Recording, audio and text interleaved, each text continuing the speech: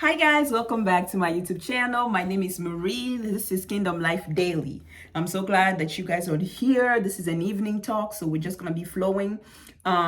There's something going on with my camera. I don't know what it is. It's my phone, but like for some reason, it's getting dark by itself. So if you're an iPhone user and you kind of can help a sister out, let me know. But I've been messing with it for like a good 10 minutes and I don't know what's going on.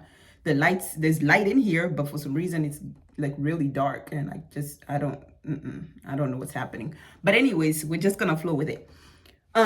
So this is out of Matthew 1:1, and most of Matthew 1 is the genealogy of Jesus. And that basically means a list of names that 99% of Christians usually skip. And I usually skip it. But this last time I felt led to actually read through it, and I did. I do not like the way this camera is looking right now. This lighting is bothering me so much, but anyways. Yeah, so it's usually the list of names that we all skip at the beginning of the chapters. But this time I read it and something jumped out to me that I kind of wanted to use to encourage you, right? And so it's Matthew 1 verse 5, and again it's listing. Let me start with 1. I'm going to read 1 and I'm going to jump to 5. Matthew 1 verse 1 says, "This is the genealogy of Jesus, the Messiah, the son of David, the son of Abraham." You hear that? This is the genealogy of Jesus, the Messiah, the son of David, the son of Abraham. And then it goes on to list about 30 something, 40, I think 42, if I remember, 14 plus 14 plus 14. Whatever that number adds up to, he goes ahead and make a list of all the generations leading up to Joseph, who was Mary's husband, right? Mary, the mother of Jesus. And so he lists all of that, but he summarizes that in the first verse and says, Jesus, son of David, son of Abraham. This is a whole teaching. This is a whole teaching by itself, but let me stay composed. Let's go to Matthew 1 verse 5. He says, Salmon, the father of Boaz. Salmon. Salmon. Anyways, sorry, Lord. It's never mind. Salmon, the father of Boaz, whose mother was Rahab. Boaz, the father of Obed, whose mother was Ruth. Obed, the father of Jesse, and Jesse, the father of King David. David was the father of Solomon, whose mother had been Uriah's wife. So what stood out to me in reading just verse 5 and 6 is the name of Rahab, Ruth, and then Solomon's mother. Even though her name is not written, she's mentioned, okay? It says Solomon, whose mother had been Uriah's wife. In the Old Testament, when the children of Israel came out of Egypt, God told them not to intermarry with the nations that were around, right? That means that God didn't want them to basically marry the ladies of the other culture, because the other nations, because they were idolaters, meaning that they worshipped other gods. They were into what do you call it, pagan worship and all of that. And God didn't want the women to pull the heart of the Israelite men away from him. And we see that even in the story of Solomon, where he goes and marries a whole bunch of women from other cultures and other nations. And the Bible tells us how they drew him away from God, okay? But we see Boaz marrying Ruth. You all know the story of Ruth. There's a whole book in the Old Testament. We can do a study on that if you guys want. But we have Ruth in the Old Testament. So we have Boaz, an Israelite, marrying Ruth, who was a Moabite. Moab, again, was another country around Israel, where, again, there were idol worshippers. Okay? And then right before that, it says Boaz's mother was Rahab. And Rahab, if you guys remember, was actually a prostitute from Jericho. Okay, you all heard of the story of Jericho, the Jericho wall. So since this channel is mostly for like new Christians, or, well, I don't know if you guys are new Christian, but I'm gonna assume you don't know the Bible. So let me just break it down a little bit before we continue. Okay, so Rahab was a prostitute. She owned her prostitution business, okay? And she was a madam. Anyways, I don't know what's wrong with me today, y'all. I'm so giddy today. This Please don't click off the video. I promise I can focus. Okay, so Rahab was a prostitute and she lived in the town of Jericho. And when the children of Israel were coming from Egypt to the promised land, they actually went through Jericho, okay? And they sent spies to Jericho. And when they got there, I think it was Jericho. When they got there, Rahab was actually one of the people, was actually the reason why the Israelite spies were able to make it out alive. Okay, so she hid them and from the king of Jericho. And so her reward that she wanted was for her own life to be spared. Okay, and so when they came, they spared her and her family that was with her when the town of Jericho was destroyed by the Israelites. Okay. And so, and then we have the story of Ruth. Ruth was a Moabite. She was married to an Israelite man, Naomi's son. Naomi's her mother-in-law. I feel like I had to do a whole study before. I hope you get it, okay? Just read the story of Ruth in the Bible. But she had a mother-in-law named Naomi. Naomi moved from Jerusalem to Moab, I think during a time of famine. Her two sons, and her husband died outside of Jerusalem in Moab. And so she decides to return back to Jerusalem. And now she was going back, she told her two daughter-in-laws, you guys go back to your people because my sons are dead and I can't have other kids for you guys. I don't have other kids for you guys to marry. And so I want you guys to go back to your people. And so Ruth was like, nah, I want to go with you, and your people will be my people, your God will be my God. I'm basically committed to you, so take me with you, and I go with you. And so she goes with Naomi back to Jerusalem, and when they get there, Naomi introduces her, or she meets Naomi's kinsman, who she eventually marries, and his name is Boaz, and it's a great love story. Okay. And so the reason why I've been making this video is the fact that in the genealogy of Jesus, the Messiah, our God, there is a prostitute, there is a Moabite, a woman from another country, a country of idol worshippers, and then there's an adulteress, a cheater, a lady who cheated on her husband with King David, or King David made her cheat, however you want to look at that. And then so her husband got killed by King David, and then she went and got married to King David. So we have three women who, we can say in today's like little Christian lingo, they don't really fit the mold, right? Even back then, they were not people that the Israelites would have normally associated with. The reason why them being in this genealogy is so important, and the reason why I'm even making this video to encourage you is to say that by faith, these women who were not supposed to be even part of a genealogy of just men, made it not only in the list of genealogies to our Messiah, but they made it despite their history. They made it despite where they came from. So even though they were not supposed to be a part of God's people, even though God's people were never supposed to marry these type of women, they married them and became a part of our history. And I just thought that was amazing, because sometimes we don't really fit like the religious images. We don't really fit the religious molds. We don't feel like we fit anywhere when it comes to the Christian faith, right? But God doesn't count us out. And it was by faith that these women were able to be counted as part of the people of God.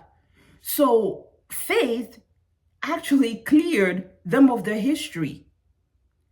And, even when we look at the story of Ruth, any of them actually, Ruth didn't do anything extraordinary. I hate to say it, but the way that we kind of idolize like big moments and big ministries and big things these days, sometimes we forget that God actually looks at the small, mundane, everyday things. And I say that all the time, but it's so important. And this is such a big lesson in that. Ruth literally, out of integrity, cared for her mother-in-law.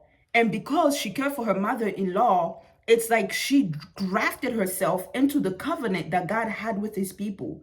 Y'all remember when she told Naomi that your people will be my people, your God will be my God. That was her ticket into the covenant of the people of Israel. If it was in today's lingo, we would say that she literally became a Christian just by her declaration. The Bible says that we declare with our mouth unto salvation. So Ruth telling Naomi that your God will be my God, she's saying, I'm bringing myself underneath the covering of the God of Israel. And God honored that. That was literally it. Just just her connecting herself with somebody that had an intimacy, a relationship, and a covenant with God brought her underneath the covering of that covenant and made her to benefit from the covenant, the promises of God. Today we talk about Ruth, a Moabite. She's not even an Israelite, a Moabite. And again, this lady didn't do anything extraordinary. We don't even hear God talking to her in her story or anything like that. It was literally a young lady who had a good heart to take care of her mother-in-law, who was a woman of covenant, and through that brought herself under the kingdom authority, under God's family, and God covered her and God honored her with a husband that will care for her and imprinted her name in history. I'm sure when Ruth was doing this, like Ruth wasn't thinking about God. She probably didn't even know about the story of Jesus and the promises and all of that. She just knew I married this man that I fell in love with or whatever. And, he's no longer, there. And I don't want to leave his mother alone because she doesn't have anybody. I just want to take care of her. Like for her, that was just it. It was like, I'm African, so imagine you marry an African dude, right, or an African lady. I'm gonna say him, okay, because I'm a lady. So okay, so you're American lady, you marry an African dude. He passes away. Not he's not gonna pass away if that's your case, but just stick with me for the story. He passes away. And his mom is like, okay, well, since I really don't have anybody here anymore, I'm going back to Africa. You, an American who grew up here, you don't know anything about Africa. You say, oh, but you don't have anybody left. You don't have anybody there. So let me go with you. So at least, I can work and we can take care of each other. I can help you. I will learn your language. I will follow your religion. I will do everything. That was literally it. For some people, this is actually their normal life every day. Like this is regular life. But again, God took that small thing, or what we would consider a small thing, and has literally made it into a monument so that today we still talk about Ruth. We talk about Boaz. Okay?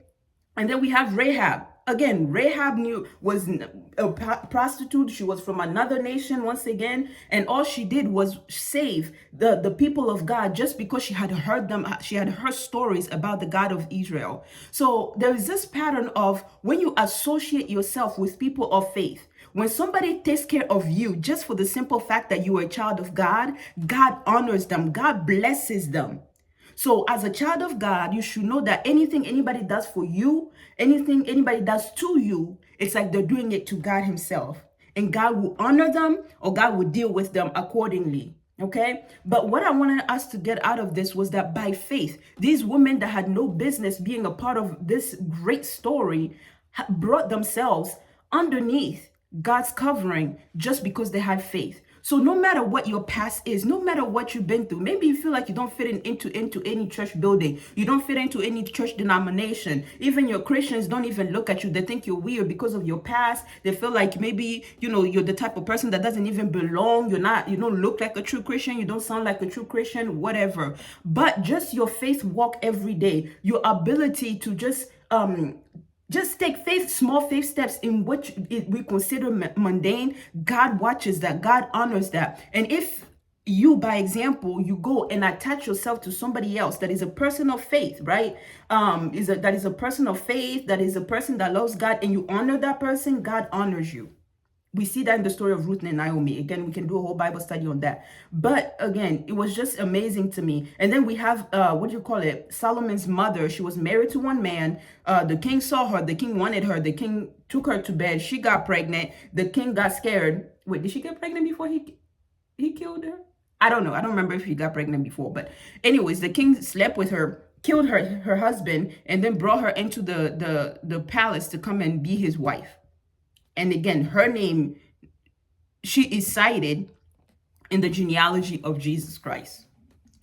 And so no matter what it is that you've been through, no matter what your past looks like, where the devil maybe have told you that, hey, you're not Christian enough, with everything that you've been through, God will never look at you. Even as Christians, sometimes we may not acknowledge the little things, but look, these women, just for the simple acts that they probably did not even consider to be a big thing. Like Rahab didn't save the spies because she was trying to be like a biblical figure.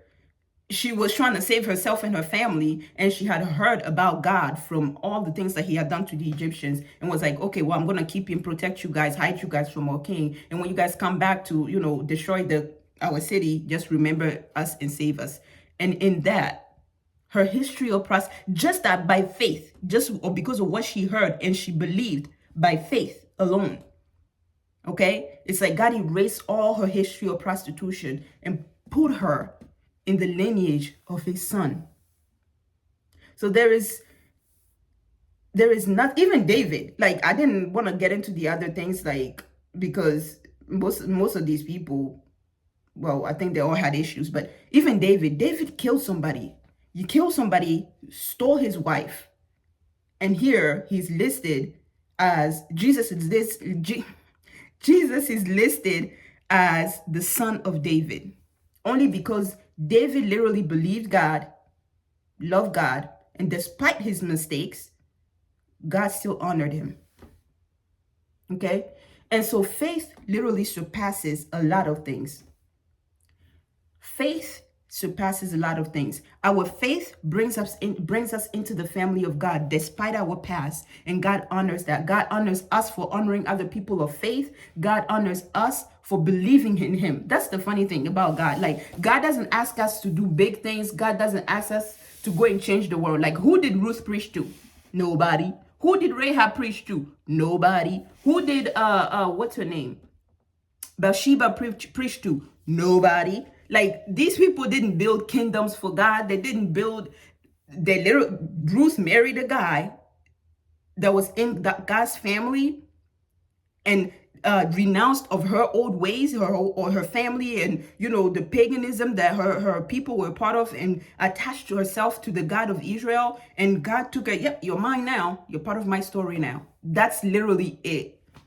So I don't mean to downgrade her story, but I'm saying that to see the simplicity of God, the simplicity of faith. Like, do not take faith lightly. Do not take the things that you do every single day out of faith lightly. God is literally watching those. There may not be a person over there celebrating you and saying, hey, wow, what a great act of faith. This was great. The fact that you did this small thing, nobody may be there. Like, there may not be anybody there celebrating and clapping for you, but God sees your little acts of faith. And your name may not be written in the Bible for somebody else to see or for another generation to see, but it's written in the book of life upstairs.